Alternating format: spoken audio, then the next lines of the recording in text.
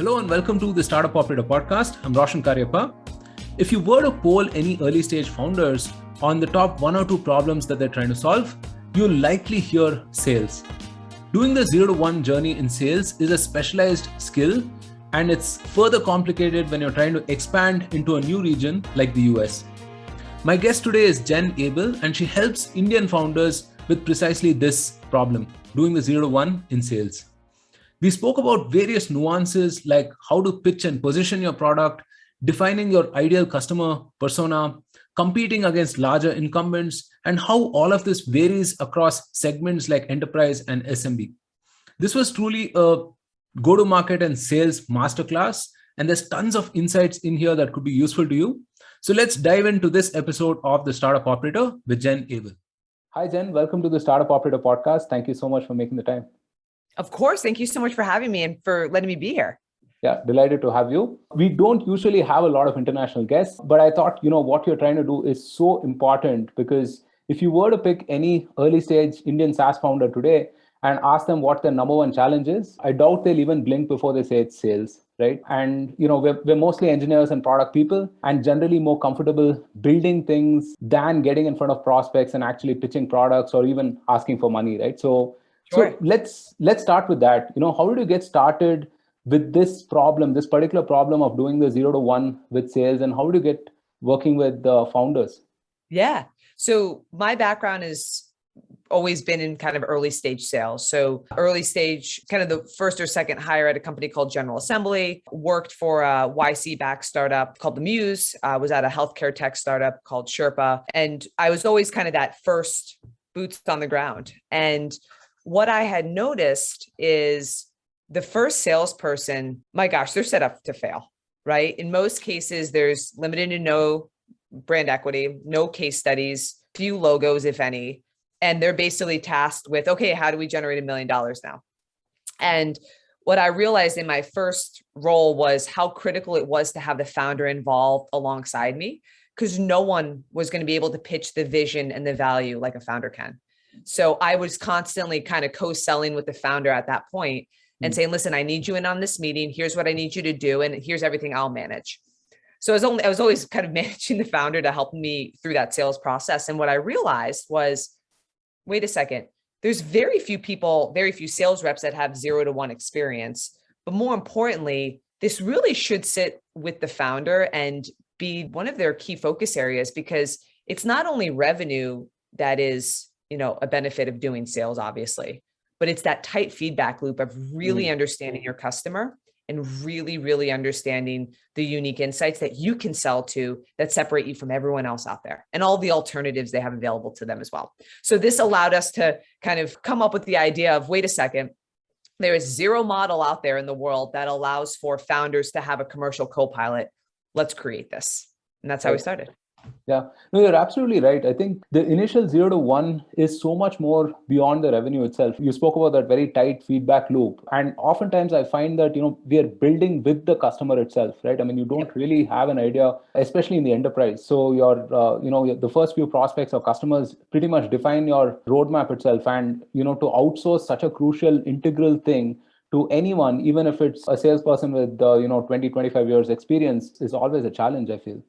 Always, because, and I say this time and time again, 9 out of 10 salespeople in the US market, right? Let alone, I'm not even quite familiar with what it is in other markets, but 9 out of 10 salespeople in the US market can't even punch their way out of a paper bag with a process in hand. So you're asking them to now navigate all of this ambiguity, no process, no case studies, limited brand equity. I mean, the chances of success, the odds are completely stacked against you. But if the founder is involved, that is your highest likelihood to get to that next stage. And that's why we force founders to be involved with us. Yeah. And also you have to sort of think and solution with the prospect or the customer, right? I mean, in your 0 to 1, and you need to have that founder's instinct to understand, what is probably possible and, how much you would like to extend as well, right? So, okay, let's sum this up in, one thing, right? So doing the 0 to 1 specifically, right? So what are some of the nuances and principles in this leg of the journey? Yeah. So starting off with 1, if a founder can't do it, don't expect a non-founder to do it. So until the founder figures it out, do not delegate this to anyone. Do not hire any full-time bodies. you, the founder, you're in charge. And if we're talking about enterprise companies, you're in charge of the first 10 logos. If we're talking about mid-market, you're in charge of the first 25 to 50. If you're talking SMB, you're in charge of the first 100, right? Getting to that, that mental model of that first million. Second is double down on an ICP. It's hard enough to get to know one really well, let alone people go out and try and sell to 2 or 3 different types of ICPs. Nail one, make it repeatable, get your first million from it. You can obviously expand from there, right? Especially as you're generating revenue. So define that one ICP, build the sales model for it, make it repeatable, and then bring in bodies to execute against it. The third piece about founder-led selling and going from that 0 to 1 is you have to earn the right to sell. Right? So many founders come in, first call with a prospect. Hey, here's what we're doing. Would you use this? Like, let me show you how cool this is. And a prospect, more times than not, they're going to be nice, right? And then you're going to get off the call and then nothing's going to come of it. And then you don't even leave the call with any insights. You just spent the time talking the entire time. So what we always say is first call, I don't care if it's a sales call or your, that first 0 to 1 call, validate, understand what they care about, and inspire them to a second call by being open and saying, listen, I'd love to show you how we now solve for the problems you just shared. Right? So earn the right to sell. Do not sell on that first call because you're setting yourself up to fail. Well, so those are like the three biggest things I always kind of reiterate and try and hit home with founders. Yeah, that's such an important thing, right? I think I used to make this classic mistake when I started off in sales, that initial discovery call, you're just waiting to, talk about everything that you have with you, right? And now I've kind of realized that, that first discovery call is sort of like a therapy session, right? I mean, you have to get them to open up and talk about 100%. The problems and talk about where they'd like to be and all of that stuff, right? Before you even tell them what you have and how that could make their life more meaningful. Yeah. Well, you make such a good point, which is if they can't articulate or agree the problem you're speaking out exists, how they've tried solving it historically, and what are the implications for not solving that problem? That's all going to come up in that first conversation. If they can't answer those last 2 questions, they're not an early adopter. So do not spend time trying to get on a second call with them. Right? As the founder, you have such limited time and resources. And the mental model is your total addressable market, right? Or TAM, if you will. 15% of that market is going to be an early adopter. At most 15, right? So you need to do your job to identify who is an early adopter. Sometimes on calls, I will straight up ask the prospect, listen, super early journey. We have a few people. We are looking for early adopters. Are you an early adopter? Just ask them. And great, what makes you an early adopter? Because, we don't have many case studies. We don't have a lot of references you can speak to. Do you believe the value you're going to get out of this is going to oversee the risk of being involved with us? Right? So do not overstate how big you are. The market also will see right through that. Ask people if they're going to be an early adopter because that's the stage you're at. And people love that honesty and transparency. And I always tell founders, do not try and make yourself bigger than you are. People will see right through that. And more importantly, you might erode your trust. So you bring up another very important point, right? Which is to focus on your ICP and to narrow down your efforts. Now, this is again something that is slightly counterintuitive when you're doing this 0 to 1, because you want to be everything, or you could be everything for everyone, right? I mean, you'd build a product for anyone who asks, right? But then it's so important so you don't run around in circles, and so you find something of a kernel which can kind of repeat, right? I mean, essentially what you're trying to do at this point of time is not just get one customer, but figure out how that one can sort of lead to 10 and 20 and 100, right? Exactly. So what is the process of narrowing down on the ICP and also narrowing down on who could be an early adopter and, bunch of stuff around that? Yeah. So narrowing down your ICP is a scientific approach. Like everyone says, help me pick out what ICP I should go after. And the thing is build a short list of 5 or 5 different personas you guys can go out and sell to. Is it a different vertical? Is it a different role? Is it a different use case? Whom is your ICP? And an ICP, a lot of people get confused. An ICP is just not only a vertical. They'll say, listen, we want to go after retail companies. I'm like, okay, but remember, 15% of this market is potentially an early adopter. What type of retail company? Let's go deeper. Others will say, I want to target CTOs at Fortune 500 companies in these 5 verticals that have team size of 10.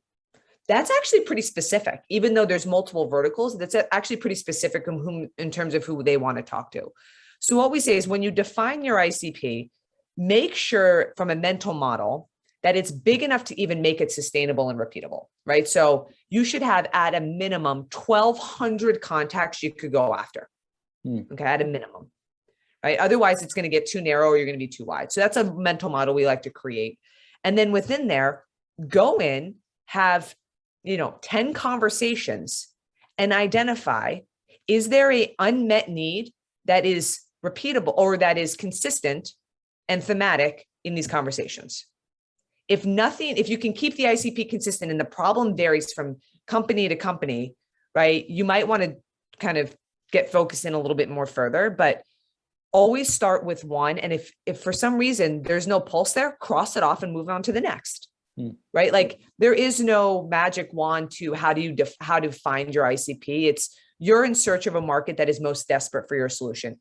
And 99 times out of 100, founders are not on the mark the first time. They might find it the second or third iteration. So just listen to themes and know when you need to iterate, and don't take a knee-jerk approach, right? Have 10 conversations, source them cold. I understand what inspired them to the call. What was that, unmet need that has come up multiple times? And are they willing to create or put budget towards it? And then if the answer is no or negative throughout the, those 10 conversations, to cross that group off your list and move on to the next. Right. So it's early stage and 0 to 1 is actually way more scientific. I think it's 75% scientific, 25% art, right? And the art needs to come from the founder, which is what makes it such a powerful 25%, right? Which is the founder is the only one that's going to inspire an executive cold to take a call with them. A salesperson with no brand equity, and again, no case studies or reference point, and still doesn't know the unmet need, good luck. It's never going to work. So, take a very scientific approach to finding or defining your ICP and then testing it. It's a test and iterate approach. Right. And it's a net positive, right? I mean, oftentimes people think that, hey, if you invalidate or if you cannot serve a particular segment, that's actually a bad thing. But actually, it's a very good thing, right? But because you now know that there are 1,200 contacts you shouldn't probably reach out to, right? Exactly. Imagine spending time, effort, money on that, right? So a lot of the founders, especially not just founders, even salespeople as well, right, struggle with this schism of nice to have versus need to have. You brought up a very important point, which is create a budget, right? And that's so important, right? Because you could get on calls and people could tell you, hey, what, your product's pretty amazing, but then they don't get back to you, or they probably stall you for a while, right? And then you end up sending emails for God knows how long, like 4 months or 5 months, whatever after. Now that is even more dreadful than getting a straight no, right? How do you avoid that situation? Yeah.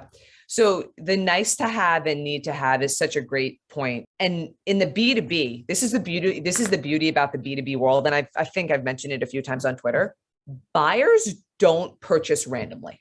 They have to rationally create a use case as to why they're going to purchase a product, especially, the more you move up market, right? So the beauty in all of this work is once you find it, there's a lot to take from it, right? Once you find that pulse, there's a lot to be had. In order to find the pulse, I think urgency is a leading indicator of a lot. And urgency, how do you define urgency? Everyone's like, well, is someone willing to buy now, right? Urgency is actually defined by 2 levers: the frequency of the pain that arises, or the intensity of the pain that arises. If something happens on a daily basis or a weekly or monthly basis, people are probably going to want to fix it quickly because something else is at risk if it's not solved for, either an opportunity or a loss, right? On the other end of the spectrum, if something happens once a year, but it's intense enough where it costs them $3 million of outsourcing or $3 million of budget to bring on bodies to solve for it, right? That's a pretty intense problem that someone's probably it's going to be high enough on their priority list to want to solve for. So when you talk to customers, in order to understand if it's truly a need to have versus a nice to have, quantify the frequency of the problem and then the intensity of it. And if it doesn't arise enough times and it's not intense enough, probably not going to be much urgency around it, right? Because there's so many problems to solve for. How do you make sure you're solving for the top 3 or 5 in this ICP you're going after? Yeah, no, that's a great point again. Wow, we are making all great points. So especially in B2B, right? I mean, you can't sell convenience, right? Because you have to tie it to dollars at the end of the Yeah. day, right? I mean, Yep. and that's like a key difference between the nice to have and sign me up, right? I mean, Yep. a very key difference again, right? So we've spoken about B2B segments, right? I mean, there is the enterprise, the mid-market, and the SMB. And of course, the buying process differs. The nuances matter with each of these, right? I mean, Sure. SMB is more cyclic and buy sort of kind of sales, and enterprise is more or less like solution, contract, deploy type of sales, right? So Yep. could you talk through some of the nuances of these three segments? So at the enterprise level, right? Let's start. Should we start there first, or you want me to start SMB first? Enterprise, fine. Okay. Enterprise level, right, is much more project management than anything else. You are literally rallying cats, right? Especially if you're creating budget. Okay. So there's two types of sales that go on. Maybe we should dissect this first. You have those that are creating new markets, right? And 8 out of 10 startups are, 2 out of 10 startups are maybe creating new markets, right? The other 80% are in existing markets. So if you're creating a market, okay, your sales cycle is longer. It's easier to build brand equity and excitement, right? Because there's not that many alternatives available. And the benefit is you get to set the price because there's not many alternatives available when you're creating a market. The downside of it is it's super long sales cycle, and the market's even going to be smaller in terms of early adopters because when you're creating a market, the first player in that, that's a lot of luck too. And the timing. Yeah. Existing markets, okay, the benefit is that budget's already been created, right? Because someone's selling for it. Now the question becomes is, how do you battle switching costs?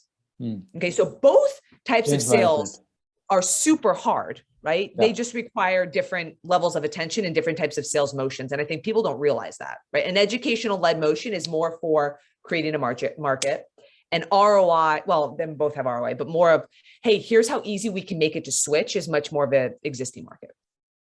At the enterprise, whether you're selling in either one of these, my God, you're still rallying cats because someone else needs to say, yeah, I'm okay with, switching. Yes, we will invest in onboarding the integration. I mean, there's so much involved when someone is going to be going through switching, right? Making sure the data transfers over, making sure people know how to use it. I mean, it is quite painful. So at the enterprise level, there's a level of project management, which is how do you rally all of the right people around the table? How do you get them in the room to begin with and inspire them to make sure that they should be a part of this conversation? And then how do you create these small little milestones to get them to switch, right? Instead of these big, gigantic, monumental moments, right? It's milestone driven, especially at the enterprise, then monumental driven. Right. Let's double click on that actually, right? Because I think one of the most powerful questions you can ask is, what is your buying process like, right? Because that kind of and that leans to your point on this being project management, right? There are different people, different priorities, and there's a particular process in motion, right? I mean, you don't just acquire 200K worth of some product or whatever just on somebody's whim or fancy, right? I mean, there is a certain process, and it's a repeatable process as well. I mean, if you're thinking of $1 billion plus enterprise, this has been done 20, 30, 50 times before, right? You nailed that. Yeah. So what are some classic mistakes that people do in selling to the enterprise? Yep. Some classic mistakes is not asking that question, right? Like, what is your buying process? If they do not know, okay, they're not an early adopter, right? If they're like, I have no idea what my buying process is, like, you should question how much time you spend with that customer. 2 is you will deal with procurement if it's greater than typically. What I'm seeing right now is if it's over 30, usually over 50, you're going to be dealing with procurement. Procurement's job is 2 things: negotiate on price and de-risk. Okay. So come in a little bit higher than you normally would, knowing that procurement, remember, most procurement teams, at least some that I've met, they are incentivized on savings. They get a commission on savings. So you better be able to give them something that is worthwhile to them, because a lot of them actually do get commissioned on savings. So I always like to say, and don't expect the money to hit the bank at the end of the day, right? Exactly. Yeah, exactly. So, 20, I would say come in 20 to 30% higher, knowing they're going to negotiate 20 to 30%. 2 is ask them what are some red flags or what are things that are making them raise their eyebrows that you can answer on the risk perspective, knowing that might also come up in procurement. Literally say to them, hey, we're really excited to partner with you. where is your hesitation set? Like, how can we help that overcome it? Address the elephant in the room. No matter whom you're partnering with, there's always going to be some level of hesitation. Ask the buyer. And then if that comes up again in procurement, ask your buyer to be involved in the conversation with procurement. So I always, when I'm going through procurement, CC the buyer on everything. And I know that that might seem like a lot, but having their voice and them communicating this internally is really important, because you can't communicate in the same terminology as your buyer can.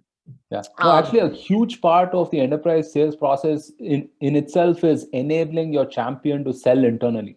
Right? Exactly. That's exactly right. And doing their job, own that process for them. Like literally make it so make it easy for them. Like literally say to them, do you have to fill out any sheets? I'll fill them out for you. Right. Like literally make it. And then also you kind of accelerate the process that way, because you're also knowing when it's getting completed. So anything you can do to speed that up is obviously great. Mid-market, let's move down now, obviously, into mid-market. Mid-market is the hardest market to sell into. That's my belief. Yeah. Why? You made a great point. Enterprises are fairly predictable. They all use the same management consultants, all use the same process. They all the titles kind of have similar weights. You enter the mid-market, it is all over the place. What's a VP's weight at one mid-market company might be a totally different weight at a different company. Right? The way they buy, all over the place. Just a quick thing, right? So mid-market, you're talking about like roughly, I mean, what is the size of employees and headcount? Let's say 500 people? Yeah. 1,000, 1,000 people, 500 to 2,000 people, maybe 500,000. Maybe a 20K or 30K product. Yeah, 20, 30K product. Their logos are not as recognizable, right? Like, you might work with stable mid-market company, but no one's ever heard of their logo before, right? The beauty of the enterprise is you win Walmart. Okay. That trickles down to a lot of other peers, right? So mid-market, I think, is actually the hardest market to sell into, because one, you're not getting the same enterprise size check. The sales cycles are just as long. The process is even more confusing, right? And their logo weight doesn't carry as much. So I always think maybe that's because everyone always talks about SMB and enterprise, in this mid-market space is a little bit more nebulous. And I think you either mid-market, you go to maybe after you've cracked one of the bookends. Yeah. No, that's absolutely right. Because it has some characteristics of either, right? And in my opinion, the worst characteristics of both, actually. They don't pay as much as an enterprise. The gray area. Exactly. They don't pay as much as an enterprise, and they don't adopt as quickly as an SMB, right? So you nailed that. You're kind of stuck in between. Nebulous space, yeah. So one of the challenges that salespeople often face is going up against incumbents, right? Larger incumbents. When they're especially, I mean, this is relevant when you're trying to disrupt a conventional market. Let's say, for example, CRMs, right? And here you are going into this with this giant 800-pound gorilla as well, right? So any thoughts on how to be better in that conversation, right? I mean, let's say, you're going up against Salesforce or Microsoft or Adobe or whoever else. Right? So, and the prospect asks you, like, there are these people and they're a Fortune 100 or Fortune 500 company. Why should I pick you over them? Right? What would your answer be? It's a great question. So the question you need to spend the time on as the founder, unearthing that insight, that unique insight you need to find out is, what are the secondary jobs to be done, right? The primary job to be done is probably being served, right? Which is a CRM, a catch-all, collection of data, being able to derive insights from that data, organizing that data, like all of the basics. Okay. But what doesn't Salesforce allow this company to do that is causing a frequent or an intense pain? And then own that. I wouldn't go in trying to say, hey, we're going to replace Salesforce. That is a monumental thing that, like, a company's going to be like, whoa. We just invested in this process. Everyone's tied into it. Like, upending Salesforce is going to take maybe close to five years, right? Changing that. What I would do is say, I would go in and own a milestone, own something small. Hey, I know that let's say you're going after GE. I know that the sales team within the sales team selling jets, right, are using Salesforce. Okay. What does that specific sales team have a challenge with their customer base? Maybe it's managing a cadence, right? Because selling jets takes sometimes 2 to 3 years, right? It's a big thing that you sell. It's not something that's a transactional sell. Great. What do you wish Salesforce could do, knowing your sales cycles are 2 to 3 years long? Like what would actually help these people have better touch points or better cadences, right? And then I would own that. they're great. We can help. You don't have to get off Salesforce, but we can augment what Salesforce isn't able to do. And then build your trust owning that secondary job to be done. And then over time, right, go for that larger ask. But you got to start small, show your trust, because upending Salesforce is like upending like Excel. Excel still is here. Everyone thought like Excel was going to be completely an old legacy tool. Like the largest companies still rely on Excel, right? Because it's a language everyone understands, and it's connected, and everyone is able to manipulate it. So, don't go in trying to replace Excel. Notice how people are now sitting on top of Excel. Hey, we know you use Excel. Here's how we can make your life easier as you use Excel, right? So own something small and augment that secondary job to be done. Don't try and go in, asking to own the primary. Great point. Yeah, fantastic point. I think go in with a point solution, like define a very narrow solution and a quick win that you can offer to, your prospect, right? And oftentimes, I think even within the enterprise, you will find business teams that can, purchase your stuff and can move very quickly as well, right? Versus like this huge change management that we just discussed, right? Exactly. So to summarize, founder-led sales, right? Beyond just jumping on these calls as a founder and doing those 40, 50 conversations with these prospects, what are some of the other attributes that a founder should build and develop in this founder-led sales journey? Yeah. So before you go out and speak to anyone, okay, there's two really important things you need to do. What assumptions are you going out to test? You need to keep your conversations consistent, because consistency allows you to unlock repeatability. So if you keep the assumptions you're testing consistent, you will be able to understand where things become repeatable, where themes become repeatable, right? And that is literally what you're going out to do, trying to identify the signal from the noise. So before you go out and talk to your market, what are the unmet needs you want to go out and test? What are the known unknowns? Write that down on paper and prioritize them. Meaning, if I can answer these questions, nothing else matters, right? So what are those known unknowns you need to go out and validate? Then research, don't buy a lead list, okay? Don't go out and buy a lead list that every salesperson does. Spend the time researching these people. Who's displaying discoverability signals? Who talks about being an early adopter? Who's partnered with startups before, right? Like find people that are high quality fits versus just spraying, 1,000 people, right? Spend the time researching these folks. And then that will allow you to write really strong emails to them. Hey, I came across X, or I noticed Y, or I know that you are an early adopter based off of this thing, right? We are, just in market. Here's the problem we solve. Is this something that's manifesting in your organization? Be problem-led, right? And then when you go out to talk to your prospects and have those discussions, use your assumptions you want to test to keep the conversations consistent, maintain a problem-led discussion. And then if they agree a problem exists, can articulate how they've tried solving for it, meaning there is historical data points that they've tried to solve for this in the past, and can articulate the implications for not solving for it. Then and only then does it make sense for you to schedule a second call and show them the platform or the solution, right? Because you as the founder, you need to spend your time on the highest fit opportunities, because if you spread yourself too thin, you're not going to come up with much. You need to be able to go, to your point, deep, really understand these customers, but make sure you're learning from the right people, because there's a lot of laggards out there that might give you insight that actually doesn't attract the early adopters. Right. Yeah, you end up running around in circles, right? So 100%. Yeah. So I have to ask you this, right? So I'm sure you get all kinds of emails, right? And one of my favorite things to do is like take screenshots of these emails and send it to all of my salespeople, right? And ask them to analyze it, right? What do you like about it and what do you not like about it? And guess whether I replied to this or not, right? Yeah. What are 3 things that, people should keep in mind to send like a good cold email? Yep. Okay. So 1, come from the founder.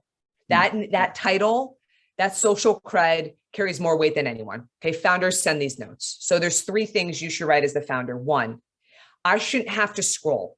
If it comes in on my cell phone, it's on one pane, right? It's not a scrolling email. Short and sweet. 2, make it personalized where they can't believe anyone else could receive this note. Okay. People will give you their time and continue to read if they're like, wait a second, how'd this person know this? Right? That's the moment you want to get, is like, wait, there's a hook here. How'd they know that? Right? So create a hook, make it personalized. Okay. 3rd, list 1 sentence. Okay. What problem are you solving? Right? Is the unmet need. And then a clear call to action. Would you be open to 30 minutes? I'd love to better understand how this is manifesting in your org. We're deeply passionate about solving for it, but want to test and validate some things prior. Okay. So it should be no more than 4 sentences.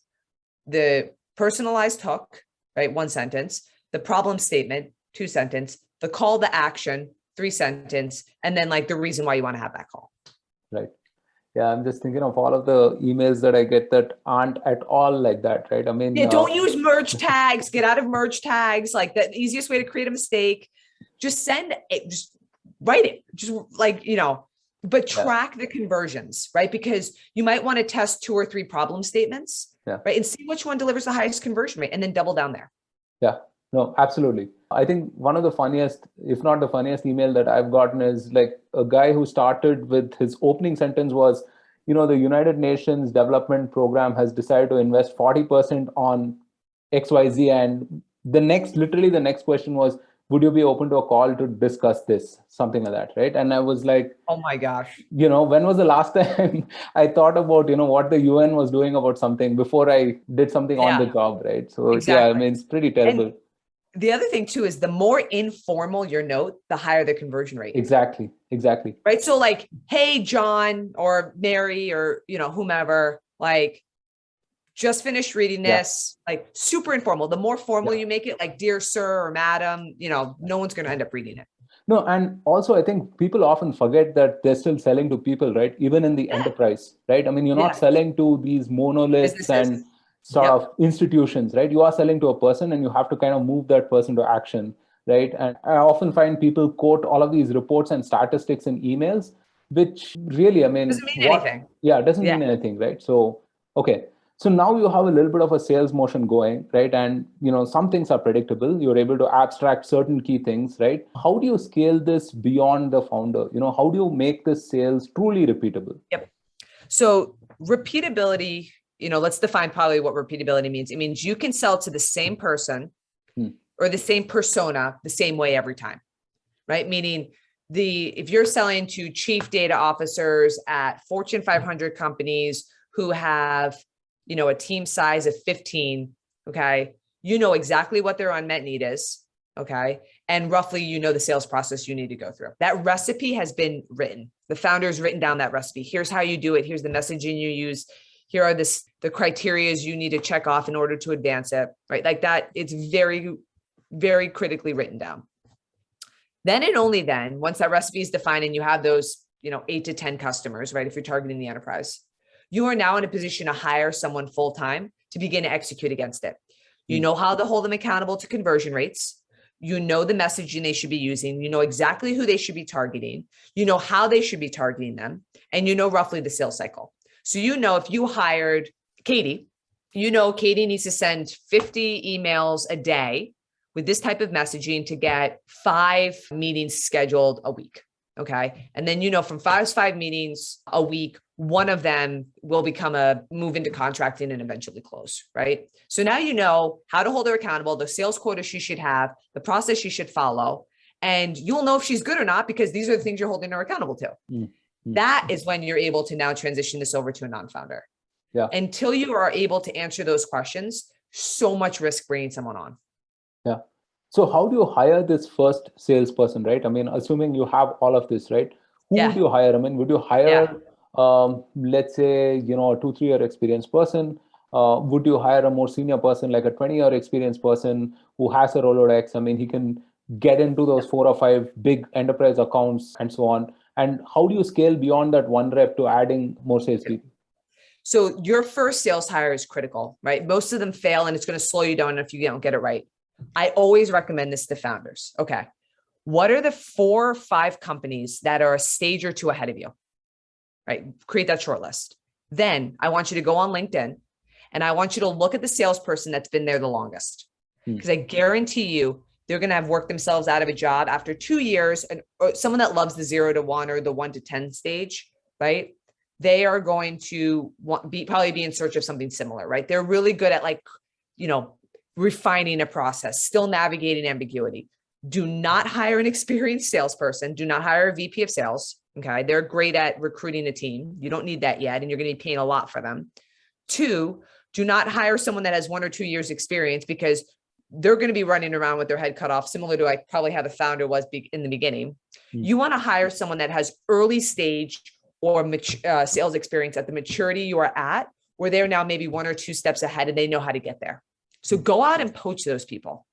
Okay. It's going to be very hard to find someone like this. Spend the time making sure you're getting the right person in, because once you get those 1 or 2 in that are humming and working really well, it's like osmosis. You can start to bring in more of an average person and they can start to learn from those folks.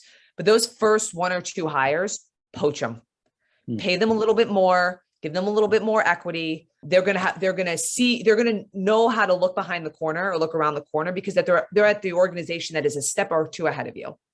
Right? It doesn't have to be a direct competitor. I usually probably recommend doing that, because a lot of staying away from that, because I think some folks get nervous, some candidates get nervous. Just find an organization that is selling to roughly the same type of selling to the enterprise, maybe is at a series A or B stage if you're a seed stage company, and go out and poach them. Right. Tell them you want to work side by side with them. Right. Yeah, I think working with the founder is a privilege enough, right? I mean, I think, yeah. So, everyone in India wants to build in India and sell to the US, right? The economics of it makes so much sense. All of that we discussed right now, what are some of the nuances of expanding to the US specifically? What should people know about expanding to the US as an Indian founder? Yep. So I think there's 3 things. One is start from day 1 in the US, meaning if you have any level of traction or product market fit from your local region, right? Assume that does not translate into the US, because it usually doesn't. Okay. So make sure that you are basically coming off with like a clean slate, saying, here are all my known unknowns about the US market, right? And don't pretend like you've figured some of this out. 2, be honest, right? Like you will face the headwind because you are not based here in the US market. Let them know you're in the process of expanding. You're trying to validate, you're looking for early adopters. Okay. If you've raised from, the likes of a Sequoia or an Excel or some of these larger funds that carry weight in the US market, talk about that, right? Like it brings a lot of brand equity to the table. And then I think the third thing is, do not try and hire someone to do this. You don't have to be in the US market to validate the US market. Everyone is still taking calls on Zoom. Everybody. No one wants to meet face to face right now. Okay. So you can do this from your US market. Don't expect you have to be in the US to do this. Okay. And don't expect you need to hire someone else to do this for you. All right. So those are usually my biggest points, is spend the time validating, take a day 1 approach, and you can do it from India. You don't need to come to the US. Yeah. So, you've worked with so many Indian founders, right? What is your experience of working with Indian startup founders, and, what do they do really, really well? And what are some things that they don't do as well? Yeah. So I am so bullish on the Indian ecosystem, the startup ecosystem. I have never met founders in a community that, 1, works so closely together and the pay it forward kind of mentality, but 2, the hustle and the grit that an Indian-based founder has exceeds any international market I've ever seen.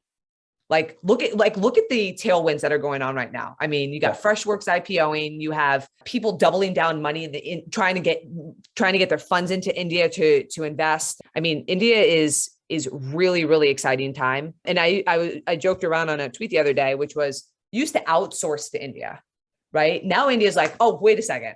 We're going to build ourselves and we're going to sell into the US market like you guys have done in the past. And the tables have turned and it's beautiful. Yeah. I'm really bullish on the Indian ecosystem in India. And I think what founders do best here is they will get up at 2 a.m. to take a call with the US market. Okay. That mindset, that grit, that hustle, I wouldn't be able to find that in any other market. All right. So just having that hustle will separate you from everyone else. Right. When I work with founders and we're on call with a customer, I'm like, oh, I'm, helping them think about US expansion, so-and-so is in India. And the client will say, well, what time is it? And they're like, 2 a.m.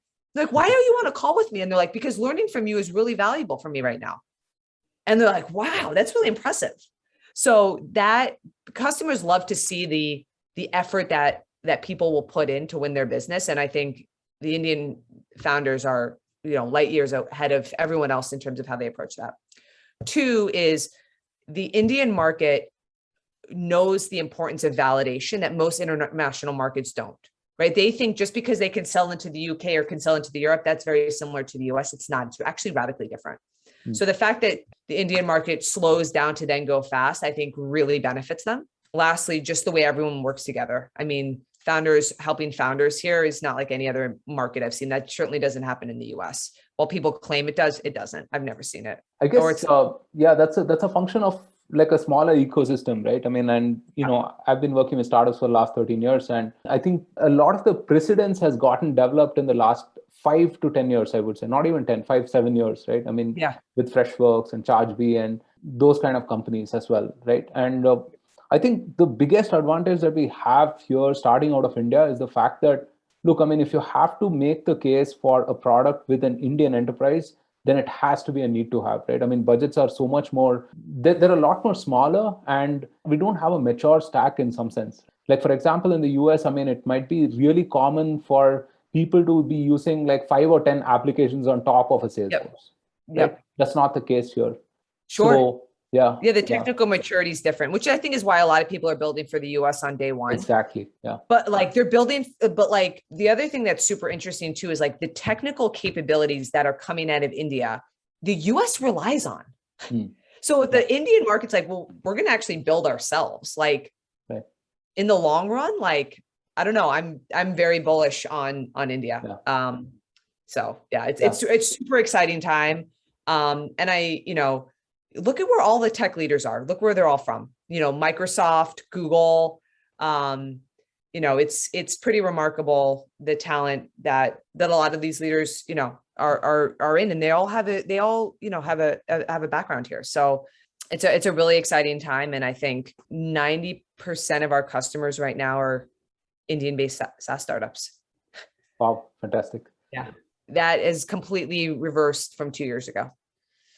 What are some things that we have to develop? I mean, if you were to look at it, right, to take that next leap and become a truly global SaaS ecosystem, right? What are some 3 or 4 things that, you would suggest? The reason why I really want to spend the time in the Indian ecosystem is I think sales, is the one thing that I think is probably behind where most markets are in terms of how to sell into the US and the approach you take and the building the trust first, having that brand equity. Like, most salespeople coming out of India are a little bit more on the transactional side versus the educational side. So, I think if founders can begin to learn how to sell, and we're actually going to build an academy to help founders learn how to sell. If founders can learn how to sell, this will take them to the next level. Right? And if there's tools and resources to support these founders, because you have the technical skills, right? And I think the design skills are light years ahead where you guys were 10 years ago. And I think it's at parity with every other market. I think sales is maybe the one thing that is a little less mature, but that's something that I think is actually probably the easiest thing to fix in the long run. Right. Yeah. I think, it's weird to me because we have such a rich history of storytelling in our culture. Right. I mean, it's something that we have to translate to product, right? And not be transactional, as you mentioned. Yeah. Then this has been a fascinating. Yeah, go ahead, please. I was going to say the last thing too is the relationship that the US and India have together is also a beautiful thing, right? So I think in this global world we live in, a lot of countries can do themselves a disservice by, and we're seeing it happen, right? By kind of shutting down their borders and making it very insular. India and the US are very close allies and friends. And I think that that's only going to further help the Indian ecosystem. Yeah, for sure. Yeah. So, this has been a fascinating conversation. I think we've spoken about tons of nuances with respect to sales itself. And before I let you go, I have to ask you for books and podcasts that you would recommend. So what are some go-to books or, podcasts that you would suggest to founders? Yeah. So there's one book and then 2 blogs that I love. The one book is called Founding Sales by Peter Kajensky. Hopefully I didn't butcher his last name. Great book for founders that want to read up on how to sell. Great book. It's probably the only book I'd recommend, to be honest. The 2 blog posts that I absolutely love are called The Enterprise Sales Learning Curve by Mark Leslie. And it all talks about the importance of building the machine in order to get to a point of scale. Like, you have to invest in building the machine and getting that right before you add bodies and try and scale it. Love that article. I think it was written in 2005. It's still very relevant to today. Wow. And then the other blog post that I love that I actually just tweeted about, because I constantly tweet it, is The Fear of Sales by Elad Gil. And it talks about product-led growth companies, right? And more bottoms-up approach. The largest PLG companies today, Zoom, Slack, Dropbox, they all built a direct sales team once they got to product market fit from the bottoms up approach. So do not delay hiring sales or building a sales motion, because every single product led growth company eventually will need a top down direct sales motion. Absolutely. So those are the three resources that I absolutely love. Superb. All right, Jen, thank you so much again for your time. And thank you so much for sharing all of these insights. And I'd love to talk to you again sometime. Absolutely. Thank you so much. Thank you so much for listening. If you liked this episode, then don't forget to subscribe to us on your favorite platform and share this episode with all of your fellow startup operators. Also, follow the Startup Operator on LinkedIn and Twitter for more updates. Stay safe, take care, and see you soon on a brand new episode of the Startup Operator.